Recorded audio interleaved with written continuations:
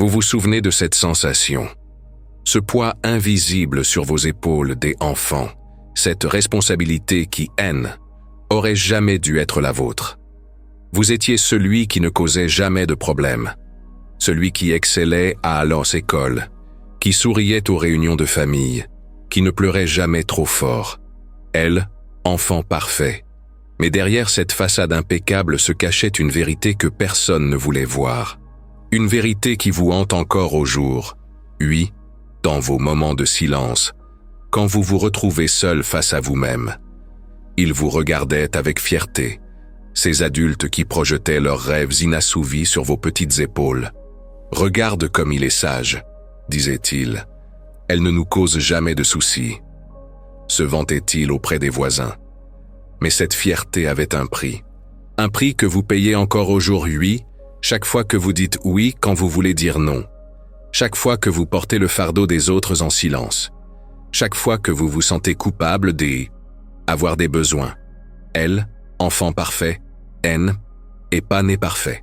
Il a été sculpté par la pression, modelé par les attentes, forgé dans le feu des besoins non satisfaits de ses parents. Vous, N, avez pas choisi ce rôle.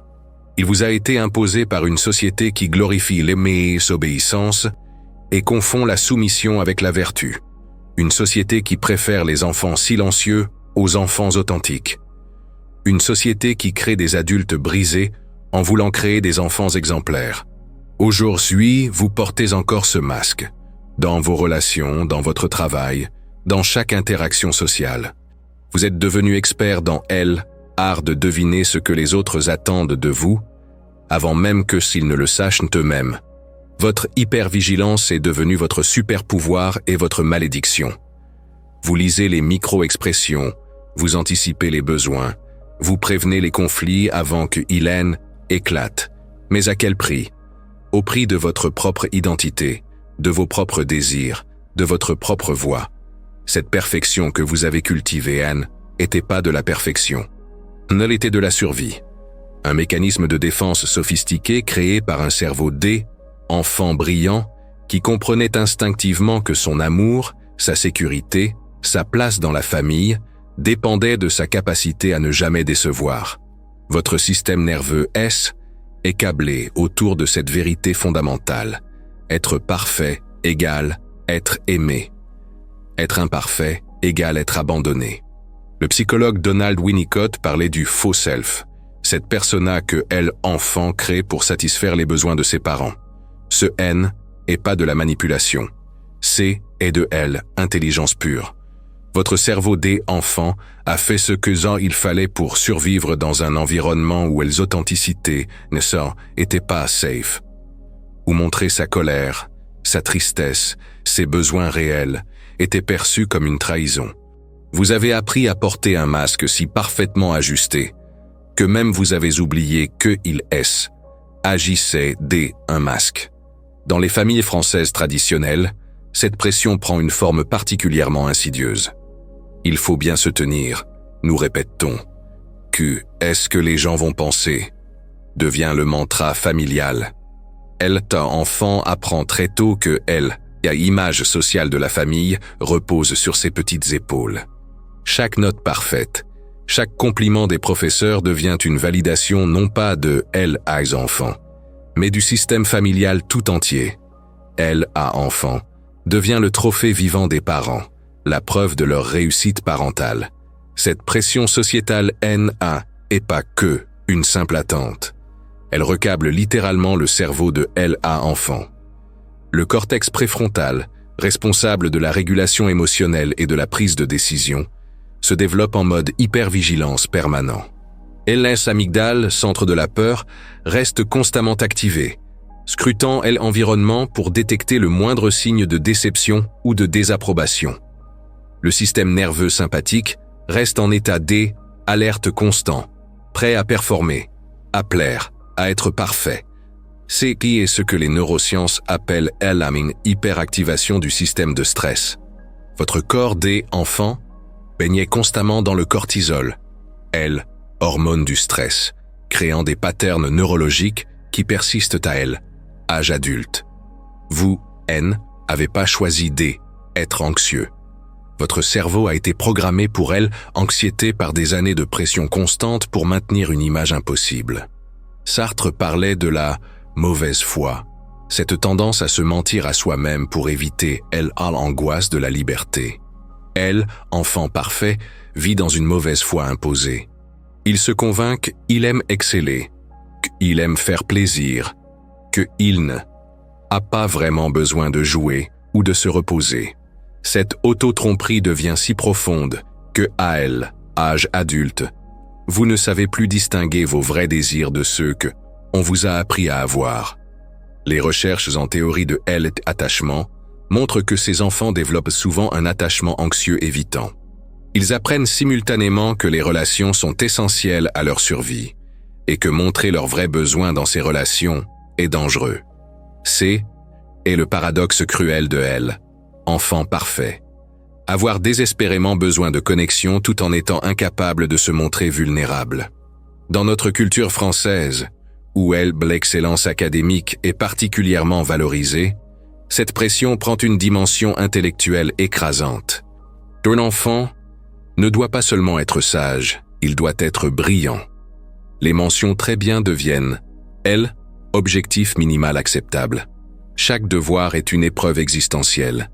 Chaque examen, un jugement sur la valeur fondamentale de temps par l'enfant. Tu peux mieux faire, devient la phrase qui hante ces enfants jusque dans leur sommeil. Les symptômes à âge adulte sont aussi variés que douloureux. Hyperindépendance à bord. Vous ne demandez jamais aide. Jamais. Demander de laisser aide signifierait admettre que vous n'êtes pas parfait, que vous avez des limites, que vous êtes humain. Cette pensée est insupportable. Alors, vous portez tout seul. Vous vous épuisez en silence. Vous vous noyez en souriant. Le syndrome de imposteur vous suit comme une ombre. Peu importe vos accomplissements, peu importe les preuves objectives de votre compétence, vous vivez dans la terreur constante d'être démasqué. De ce que ici, on découvre que vous n'êtes pas vraiment parfait, que tout est que une façade. Cette peur vous pousse à travailler 2 fois plus dur que nécessaire, à surpréparer chaque présentation, à vérifier 10 fois chaque email avant de le envoyer. Incapacité à tolérer échec devient paralysante. Vous préférez ne pas essayer plutôt que de risquer échouer. Combien opportunités avez-vous laissé passer par peur de ne pas être à la hauteur? Combien de rêves avez-vous enterrés parce que vous ne pouviez pas garantir leur réussite parfaite? Enfant parfait devient adulte paralysé par ses propres standards impossibles. Les relations intimes deviennent un champ de mines émotionnelles. Vous attirez souvent des partenaires qui ont besoin d'être sauvés, réparés, soutenus. Vous recréez inconsciemment la dynamique familiale où votre valeur dépend de votre utilité. Vous donnez jusqu'à l'épuisement, puis vous ressentez une rage sourde que vous n'osez pas exprimer. Comment pourriez-vous? Enfant parfait, ne se met pas en colère. La colère, justement. Cette émotion interdite qui bouillonne sous la surface. Des années de rage réprimée créent une pression interne insoutenable. Parfois, elle explose de façon disproportionnée sur des détails insignifiants. Autrefois, elle se retourne contre vous sous forme d'autodestruction silencieuse. Vous vous punissez pour ne pas être assez parfait en étant encore plus dur avec vous-même. Le perfectionnisme devient votre prison dorée. Chaque tâche prend 3 fois plus de temps que elle ne devrait parce que rien n'est jamais assez bien. Vous refaites, vous peaufinez, vous obsédez sur des détails que personne ne remarquera. Ce et pas de l'excellence que vous recherchez. 3 est la protection contre la critique, contre le rejet, contre l'abandon, que votre enfant intérieur craint toujours. Épuisement chronique, installe. Votre corps porte le poids de décennies, hypervigilance. Tension musculaire, migraine, troubles digestifs, insomnie. Votre système nerveux ne sait plus comment se détendre. Même dans les moments de repos, vous planifiez, vous anticipez, vous préparez la prochaine performance. Le repos devient coupable. Oisiveté, impensable. Le ressentiment grandit en silence, envers vos parents qui vous ont mis cette pression, envers vos frères et sœurs qui ont eu le droit d'y être imparfaits, envers vous-même pour avoir été si docile, envers le monde entier qui continue d'attendre votre perfection. Ce ressentiment vous ronge de ailes intérieures, créant une amertume que vous cachez derrière votre sourire parfait. Mais il y a de ailes espoirs. Le chemin vers la guérison commence par la reconnaissance, par le witnessing de votre propre histoire. Jung disait « Ce à quoi vous résistez persiste, ce que vous acceptez se transforme. Acceptez que vous avez été, elle, enfant parfait, que ce N était pas votre choix mais votre stratégie de survie. C'est quoi est le premier pas vers la libération.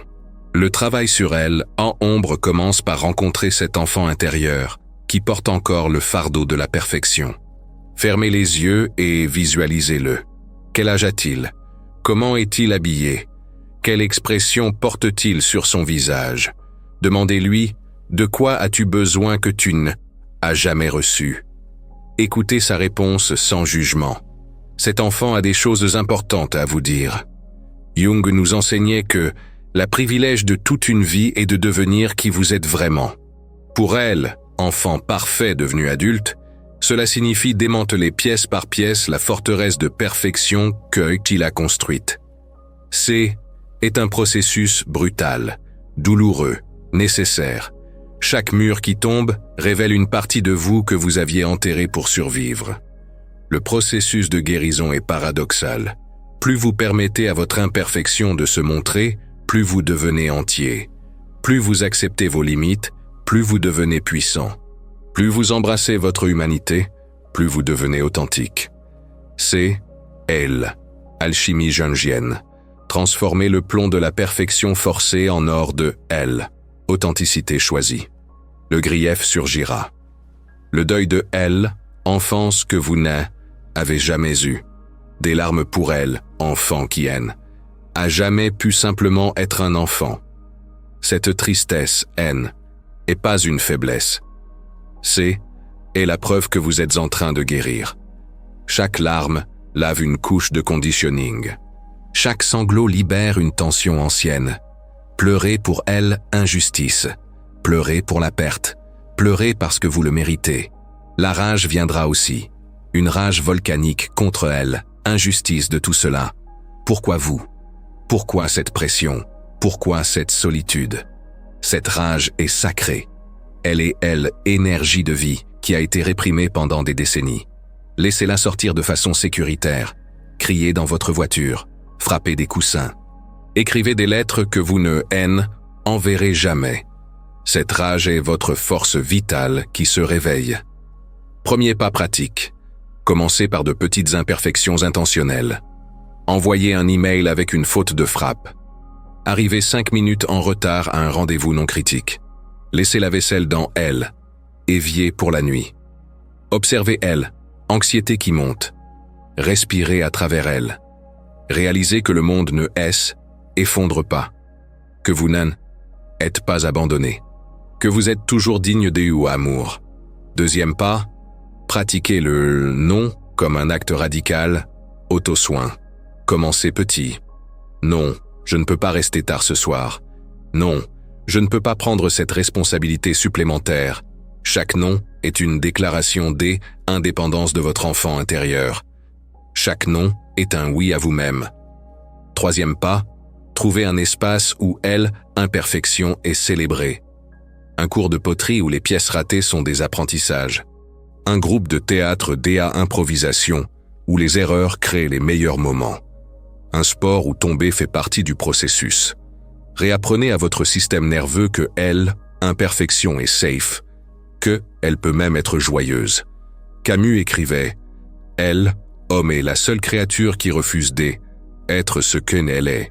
Elle, enfant parfait, a passé sa vie à refuser sa vraie nature pour devenir ce que l'on attendait de lui. La guérison, est le retour radical à soi. Tout ici est choisir être imparfaitement, magnifiquement, courageusement vous-même. Le chemin NAS est pas linéaire. Vous aurez des rechutes, des moments où le vieux programming reprend le dessus, Ou vous vous surprenez à nouveau à porter le monde sur vos épaules. C est normal. C est humain. La perfection dans la guérison serait juste une autre forme de perfectionnisme. Soyez doux avec vous-même dans ces moments. Vous désapprenez les habitudes de toute une vie. Recherchez la communauté. Des autres anciens enfants parfaits qui comprennent votre lutte, qui ne vous jugeront pas pour votre anxiété, qui célébreront vos imperfections comme des victoires. Nous ne sommes pas faits pour guérir seuls. Isolation était partie du problème. La connexion authentique est partie de la solution.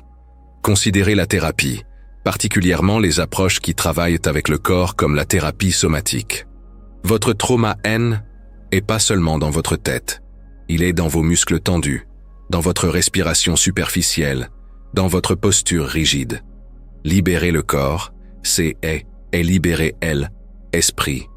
Permettre au corps de trembler, de relâcher, de effondrer parfois, c'est et permettre à âme de respirer. Le journée vers authenticité, est un acte de rébellion contre une société qui préfère les robots souriants aux humains complexes. Chaque fois que vous montrez votre vraie face, vous donnez la permission aux autres de faire de même. Votre imperfection devient un cadeau au monde. Votre vulnérabilité devient votre force. Vous avez le droit de choisir la douceur maintenant. La douceur envers vous-même dès abord. Cette douceur que vous ne avez jamais reçue enfant, vous pouvez vous la donner maintenant. Vous pouvez être votre propre parent bienveillant. Vous pouvez vous tenir dans vos bras quand vous échouez.